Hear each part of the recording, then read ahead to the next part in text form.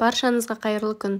Бүгін мен сіздерге күріштің көмегімен қалай тез арықтауға болатынын видеода айтатын боламын.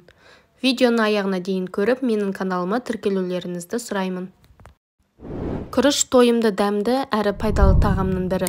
Оның құрамында В тобының дәрумендері, амино қышқылдар, микроэлементтер, жасұнық және басқа да пайдалы заттар бар. Диета үшін кәдімгі ақ күріш емес, буланбаған қоңыр күрішті пайдаланған жөн. Оның ағзаға пайдасы мол. Классикалық диетаны ұстанатын адам бір стақан күрішті қайнатып, күніне 3 рет жеп тұрады. Оны дайындау барысында тұз қосуға болмайды. Күріш мәзірімен қоса арасында 200 граммнан артық болмайтындай етті, балықты қайнатып жесеңіз болады. Оны газ жоқ су немесе көк шаймен бірге ішіңіз. Мұндай диетаның мерзімі 1 апта. Ал егерде қайталағыңыз келсе, кемінде 1 ай күтуіңіз қажет болады. Таңғы асқа күріш ботқасын қайнатып, қантсыз жесеңіз де болады. Түскі асқа күрішті тұз қоспай пісіріп жеңіз.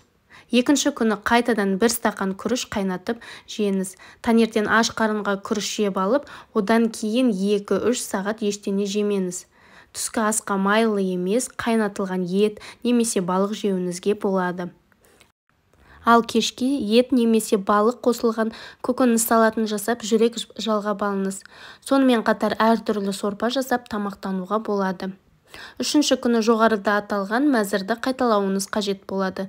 Балықтың орнына тауықты қайнатып жесеңіз болады. Ал 4-ші күні көкөністерді қайнатып күрішке қосып жеңіз.